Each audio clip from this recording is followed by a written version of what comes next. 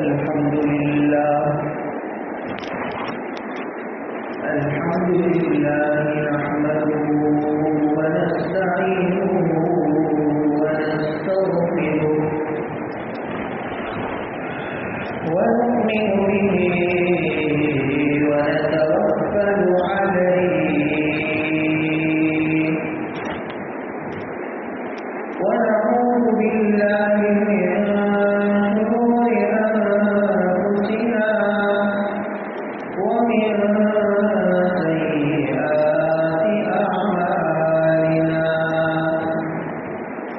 من يهده الله فلا مضل له ومن يضلله فلا هادي له ونشهد أن لا إله إلا الله وحده لا شريك له ونشهد أن سيدنا ونبينا ومولانا محمدا عبده ورسوله صلى الله تبارك وتعالى عليه وبارك وسلم تسليما كثيرا كثيرا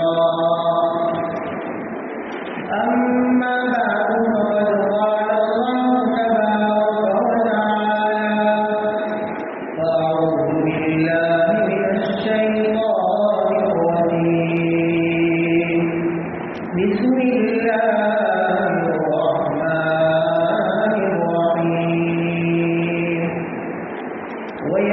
ويسألونك عن الأهلة قل هي مواقيت للناس والحج وقال تعالى هو الذي جعل الشمس ضياء والقمر نورا وقدره منازل لتعلموا عدد السنين والحساب وعن أبي هريرة رضي الله تعالى عنه قال رسول الله صلى الله عليه وسلم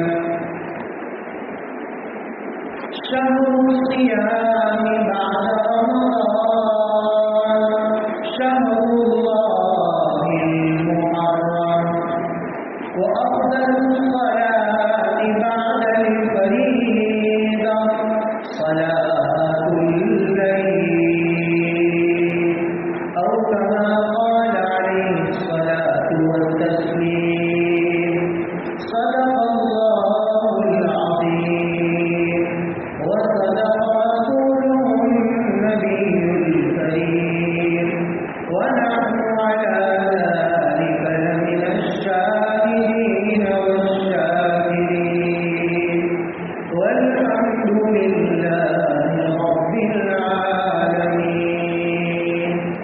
سبحانك لا علم لنا إلا ما علمتنا إنك أنت العليم الحكيم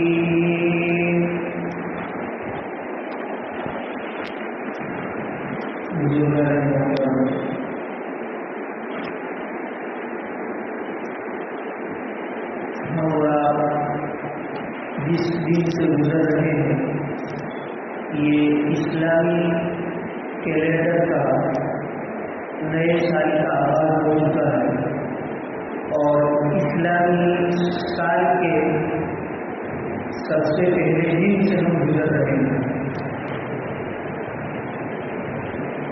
اسلام کے اندر 12 مہینے ہیں اسلامی مہینے گویا 12 مہینے مکمل ہو گئے. ایک سال اسلامی سال کا گزر گیا اور ایک نئے سال میں ہم آپ داخل ہو چکے ہیں. آج محرم الحرام کی پہلی تاریخ ہے اور اسلامی سال کا سب سے پہلا دن ہے. گویا 1446 سال گزر چکے ہجرت کے اور 1447ویں سال میں ہم اور آپ قدم رکھ چکے. جب کبھی اسلامی سال بدلتا تو حضرات صحابہ آپس میں دعا کرتے تھے اللہم ارسلہ علینا بالامن والایمان والسلامۃ والاسلام ورضوان من الرحمن وجوار من الشیطان. کہ اللہ اس آنے والے سال کو ہم سب کے لیے امن و امان کا ذریعہ بنا، ایمان کی سلامتی کا ذریعہ بنا، اسلام کی سلامتی کا ذریعہ بنا، تیری خوشنودی کو حاصل کرنے کا ذریعہ بنا اور شیطان سے حفاظت کا ذریعہ بنا. جب اسلامی سال کا آغاز ہوتا تو حضرات صحابہ یہ دعا پڑھا کرتے تھے. ہمیں بھی دعا کا اہتمام کرنا چاہیے.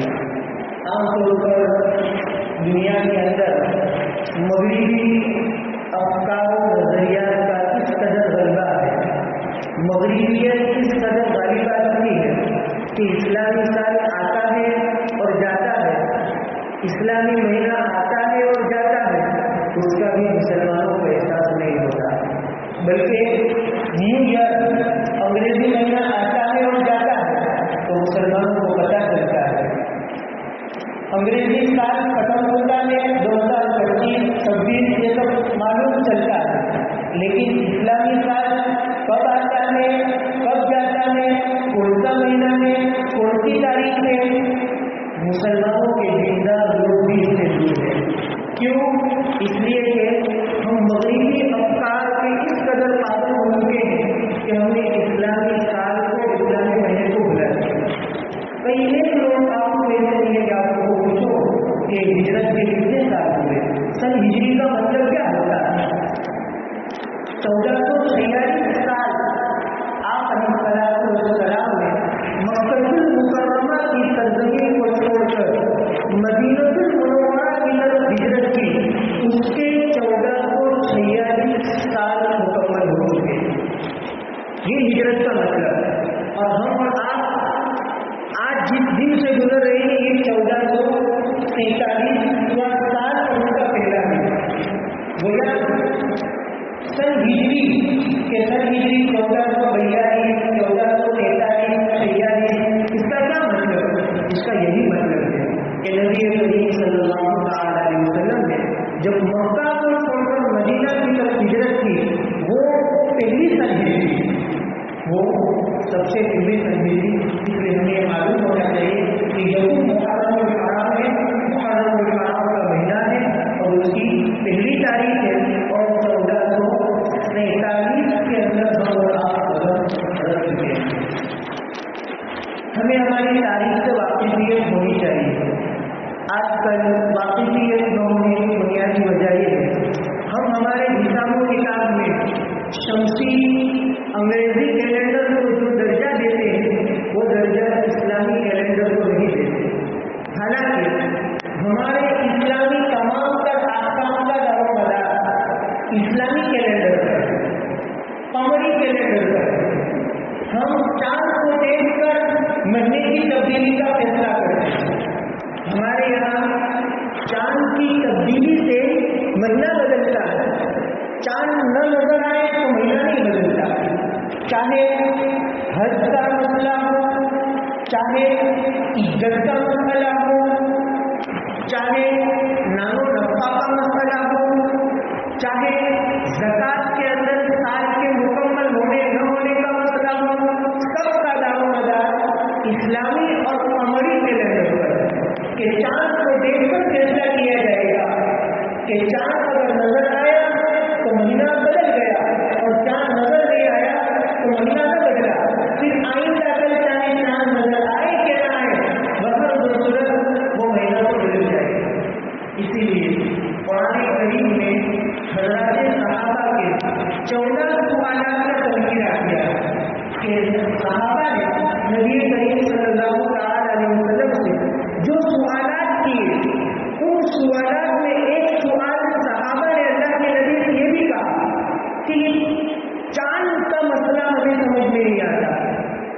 يسألونك عن الأهلة. اللہ نے قرآن کریم میں اس کو نقل کیا سورہ بقرہ. یہ صحابہ آپ سے چاند کے بارے میں پوچھتے ہیں. يسألونك عن الأهلة. صحابہ آپ سے ہر مہینے کے نئے چاند کے بارے میں پوچھتے ہیں. قل هي مواقيت للناس. نبی جی آپ صحابہ سے کہہ دیجیے یہ لوگوں کے لیے اوقات کے معلوم کرنے کا ذریعہ ہے. والحج اور حج جیسی عظیم شان عبادت کو انجام دینے کا ذریعہ ہے. آپ علیہ السلام کو بتلایا کہ امت کو بتلاؤ کہ چاند کو دیکھ کر مہینہ کا حساب کیا جائے گا. چاند کو دیکھ کر گنتی معلوم کی جائے گی. اسی لیے اللہ تبارک و تعالیٰ نے چاند کا معاملہ ایسا رکھا ہے کہ جب مہینے کا پہلا چاند نظر آتا ہے تو کھجور کی پرانی ٹہنی اور شاخ کی طرف وہ چاند بالکل ہلالی شکل میں ہوتا اور بالکل گولائی کو لیے ہوتا, بالکل چھوٹا ہوتا. مہینے کی ابتدا میں چاند جس شکل و صورت کے ساتھ آپ کو نظر آئے گا, اسلامی مہینے کے آخری دنوں میں چاند بھی ایسا ہی آپ کو نظر آئے گا. چاند جب نظر آتا ہے تو کھجور کی ٹہنی کی طرح کل کھجور کی قدیم سورہ یاسین میں اللہ تعالیٰ نے کہا کہ چاند جب نظر آتا ہے تو کھجور کی پرانی ٹہنی کی طرح آپ کو نظر آتا ہے, دھاگے کی طرح. پھر وہ بڑھتا ہے بڑھتا ہے بڑھتا ہے بڑھتا ہے یہاں تک کہ جب اسلامی مہینے کی 13, 14, 15 تاریخ آتی ہے تو چاند بالکل گول ہو جاتا ہے. جیسے ہی 16ویں تاریخ ہو گئی تو پھر چاند گھٹنا شروع ہو جاتا ہے اپنی الٹی گنتی. پھر گھٹتے گھٹتے گھٹتے جب 27 اور 28 تاریخ آ جاتی ہے تو چاند پہلی تاریخ کو جیسا تھا ویسے ہی 28 تاریخ کو ہو جاتا ہے. یہی چاند کا نظام. چاند اپنا جو نظام پورا کرتا یہ ایک مہینے کے اندر چاند کی منزلیں پوری ہو جاتی. چاند کی 28 منزلیں. چاند کی کتنی منزلیں ہیں؟ 28. ہر مہینے میں چاند 2 دن غائب رہے گا.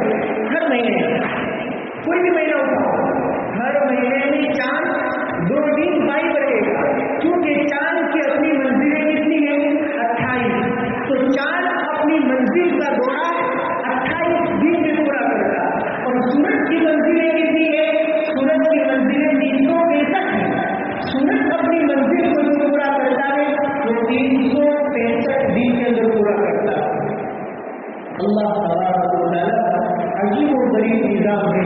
ہر مہینے کی پہلی تاریخ کو چاند جس شکل و صورت کے ساتھ ہوتا آئندہ مہینے کی پہلی تاریخ کو چاند اسی شکل و صورت کے ساتھ ہوتا. ذرا برابر فرق نہیں ہوتا. اللہ فرماتے ہیں قرآن کریم میں یہ چاند بھی میرے حکم کے تابع ہے کہ میرے حکم سے ذرا برابر کوئی انحراف نہیں کرتا. یہی حال سورج کا بھی ہے کہ سورج جنوری کی پہلی تاریخ کو مشرق میں جس جگہ سے نکلے گا آئندہ سال جنوری کی پہلی تاریخ کو سورج اسی جگہ سے نکلے گا. وہ ذرا برابر آگے پیچھے نہیں ہو سکتا. اس لیے ہمارے نمازوں کے اوقات ہر سال ہر مہینے میں بدلتے ہیں. وہی رہتا جنوری کی پہلی تاریخ کو غروب آفتاب دیکھو, جنوری کی پہلی تاریخ کو طلوع آفتاب دیکھو کہ آفتاب کب نکلتا ہے. جنوری کی پہلی تاریخ کو دیکھو کہ آفتاب کب دور ہوتا. پھر آئندہ سال جنوری کی پہلی تاریخ کو دیکھو جو وقت ہوگا اسی وقت پر سورج اسی جگہ سے نکلے گا. یہ اللہ کا نظام ہے. اللہ تبارک و تعالیٰ کا نظام ہے. اللہ تبارک و تعالیٰ نے سورہ یونس میں فرمایا هو الذی جعل الشمس ضیاء والقمر نورا وقدره منازل. اللہ کی ذات تو وہ ہے جس نے سورج کو روشن بنایا, جس نے چاند کو روشنی والا بنایا, اور اللہ تبارک و تعالیٰ نے چاند کی منزلوں کو دے کر رکھا ہے.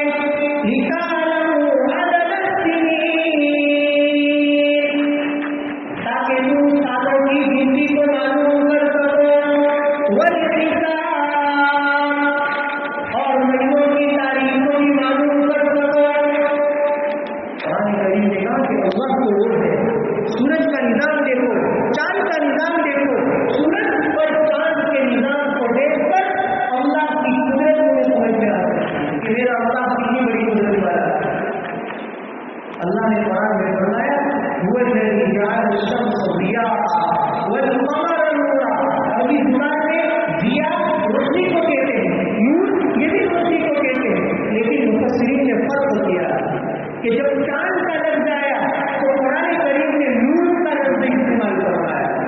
سورج کا لفظ آیا تو قرآن کریم نے ضیا کا لفظ استعمال فرمایا.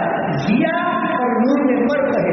ضیا اس روشنی کو کہا جاتا ہے جو بڑی تیز ہو، حرارت والی ہو، زیادہ ہو، اور نور ٹھنڈی روشنی کو کہا جاتا ہے. کیونکہ اللہ تبارک و تعالیٰ نے سورج کی روشنی کو گرم بنایا اور چاند کی روشنی کو اللہ تعالیٰ نے ٹھنڈا بنایا. کیونکہ دن کے اندر انسان کو تیز روشنی کی ضرورت پڑتی ہے تاکہ انسان کاروبار کر سکے، اپنی ضروریات کو پورا کر سکے، اپنے کاروبار اور اپنی تجارت کو کر سکے. اور رات کے وقت انسان کو ٹھنڈی روشنی کی ضرورت پڑتی ہے تو اللہ تعالیٰ نے رات کے وقت چاند کی روشنی کو نکالا تاکہ رات کو سکون کے ساتھ انسان کو نکال سکے. اللہ کی قدرت. اور اللہ تعالیٰ نے فرمایا کہ اس میں سے ہم نے چاند کی منزل کو دے دیا.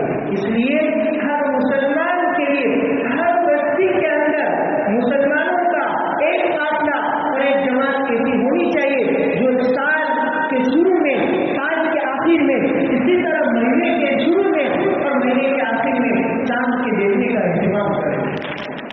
یہ فرض کفایہ ہے. اگر کسی بستی کے لوگ اسلامی سال کے شروع میں چاند کے دیکھنے کا اہتمام نہیں کرتے، پوری کی پوری بستی کے لوگ گناہ کبیرہ کے مرتکب ہوں گے. اگر کسی بستی کے ایک دو لوگوں نے بھی چاند کو دیکھنے کی کوشش کی تو سب کے کمزور میں گناہ اٹھ جائے گا. آج دیکھو کہ ہم چاند کے دیکھنے کا اہتمام کرتے ہیں، عبادت ہے. مسلمانوں نے اس کو عبادت نہیں سمجھا. صرف رمضان کا چاند، عید کا چاند، یہی چاند ہمیں نظر آتا ہے. ورنہ کسی اسلامی مہینے کا چاند نہ ہم دیکھتے ہیں نہ بچوں کو دکھوانے کا اہتمام کرتے ہیں. یہ اسلامی تعلیم سے دوری ہے. یہ مغربی افکار اور نظریات کا غلبہ ہے. ہم سمجھتے ہیں کہ اب تو انگریزی تاریخ کو استعمال کرنا ضروری ہے، کیا کریں گے، اس سے چھٹکارے کا نہیں ہے. کوئی بات نہیں، استعمال کرو، لیکن ساتھ ساتھ اسلامی تاریخ کو بھی استعمال کرو. اس کی برکتیں ہیں. اللہ تبارک و تعالیٰ اس کے کاروبار میں برکت دیتا ہے. لوگوں کو اپنا نظام اسلامی مہینوں کے مطابق بنانا چاہیے، اسلامی سال کے مطابق بنانا چاہیے. اسلامی سال اور انگریزی سال میں صرف ختم پر 11 دن کا فرق ہوتا ہے. اسلامی سال اگر دیکھیں تو 354 دن کا ہوتا ہے اور انگریزی سال اگر دیکھنے جاتے ہیں تو 365 دن کا ہوتا ہے. خیر، اس لیے قرآن کریم میں اللہ تبارک و تعالیٰ نے یہ پیغام دیا کہ اس کو سمجھنے کی ضرورت ہے. اب ہم اور آپ جس مہینے سے گزر رہے ہیں یہ محرم الحرام کا مہینہ، یہ اسلامی سال کا سب سے پہلا مہینہ. وہ اب ہمارا کیلنڈر تبدیل ہو گیا. اب 1446 نہیں، اب 1447 ہجری. یہ ہجرت کی ابتدا آپ علیہ السلام کی محرم الحرام میں ہوئی. اب عام طور پر ایک مسئلہ یہ پوچھا جاتا ہے کہ سن ہجری کی ابتدا کب سے ہوئی؟ تو ہجرت سے ہوئی.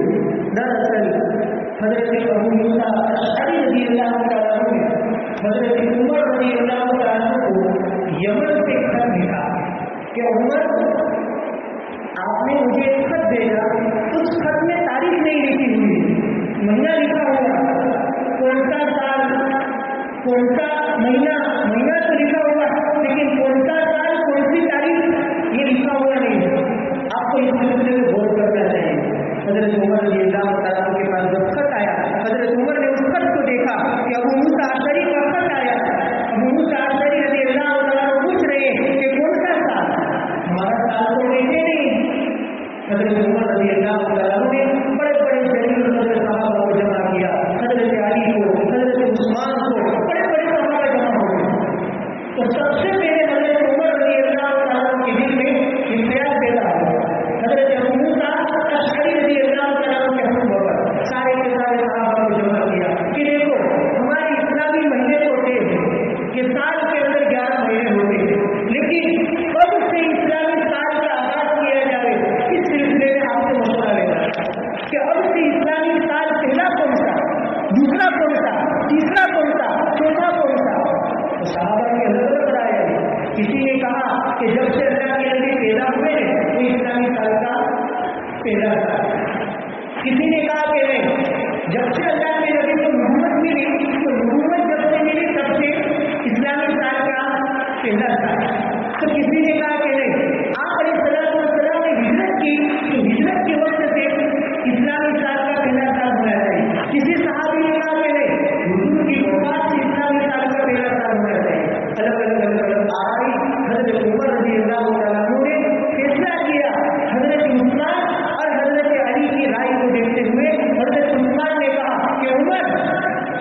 ہجرت سے اسلامی سال کا پہلے سال کا آغاز ہونا چاہیے.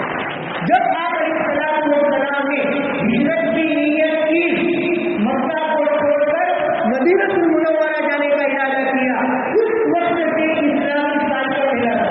حضرت عمر نے کہا بہت اچھی رائے ہے، حضرت علی کا اسی پر فیصلہ ہونا چاہیے. سارے صحابہ کا اجماع ہو گیا کہ اب سے اسلامی سال کا پہلا سال ہجرت کا پہلا سال. جب آپ علیہ السلام نے مکہ کو چھوڑ کر مدینہ المنورہ کی طرف ہجرت کا ارادہ کیا، علماء نے نقطہ لکھا اس بات پر کہ کیوں اللہ کے نبی کی ہجرت کو اسلامی سال کا پہلا سال کیوں قرار دیا، کیا وجہ، کیوں اللہ کے نبی کی ولادت والے سال کو نہیں، کیوں اللہ کے نبی کی بعثت والے سال کو نہیں، کیوں اللہ کے نبی کی وفات والے سال کو نہیں. دراصل یہ پیغام دینا چاہتے ہیں اسلام جو پہلا ہے وہ ہجرت سے پہلا ہے. اسلام جو پہلا ہے وہ ہجرت سے پہلا ہے، قربانیوں سے پہلا ہے. اگر اللہ کے نبی صلی اللہ علیہ وسلم مکہ کی سرزمین کو چھوڑ کر مدینہ کی طرف ہجرت نہ کرتے، یہ دن ہم تک خدا اطلاع کی قسم کبھی بھی نہ پہنچتا، کبھی بھی نہ پہنچتا. ہجرت آپ علیہ السلام نے کی، مکہ کی سرزمین کو چھوڑا، اپنے رشتے داروں کو چھوڑا، اپنی زمینوں کو چھوڑا، اپنی جائیداد کو چھوڑا، اپنے کاروبار کو چھوڑ دیا، سب کچھ چھوڑ چھاڑ کر آپ نے مکہ کو چھوڑ کر مدینہ کی طرف گئے. قیامت تک آنے والے لوگوں کو پیغام دے دیا بغیر ہجرت کے، بغیر قربانی کے اسلام نہیں پھیل سکتا، ایمان نہیں پھیل سکتا. اللہ کے نبی نے ہجرت کی، مکہ کی سرزمین کو چھوڑ دیا. آپ مکہ کی سرزمین کو چھوڑتے جا رہے تھے، ایک طرف آپ مکہ کو دیکھ رہے ہیں، ایک طرف آپ مدینہ کو دیکھ رہے ہیں، آپ کی آنکھوں میں آنسو نکل رہے ہیں. اور مکہ کو کہا کہ مکہ میں تجھے چھوڑنا نہیں چاہتا، لیکن تیرے اندر رہنے والے لوگ مجھے مکہ میں رہنے نہیں دیتے. آپ اسلام رو رہے تھے. اسی وقت قرآن کریم کی آیت نازل ہوئی، ان الذی فرض علیک القرآن لآتوک الی معاد. قسم اس ذات کی جس نے آپ پر قرآن اتارا ہے، آپ دوبارہ مکہ میں جاؤ گے.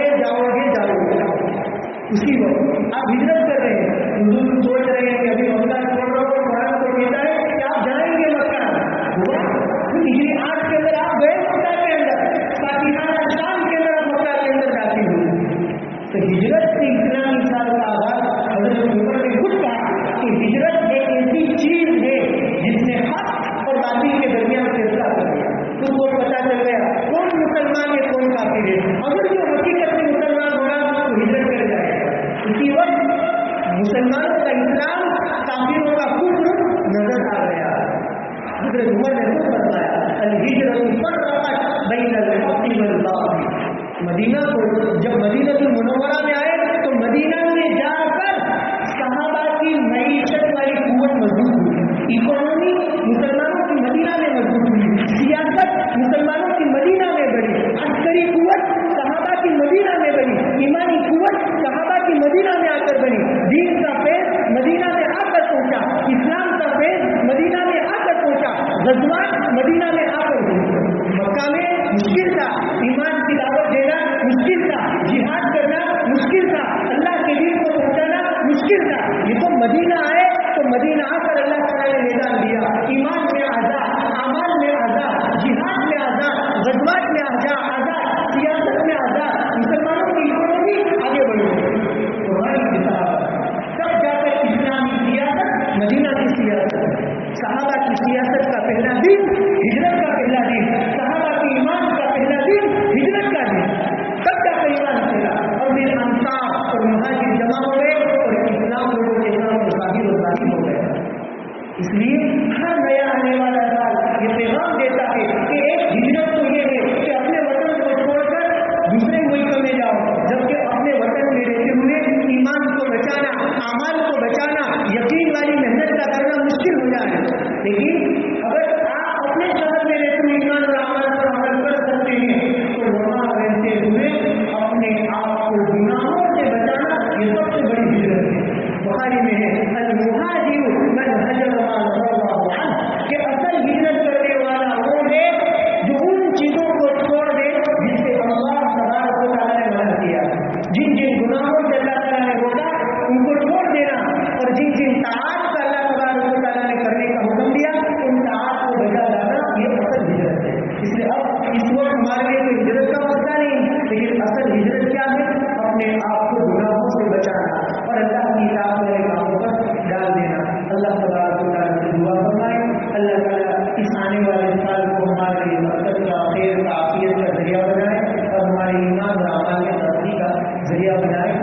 اللہ علیہ النبی الکریم برحمتک یا ارحم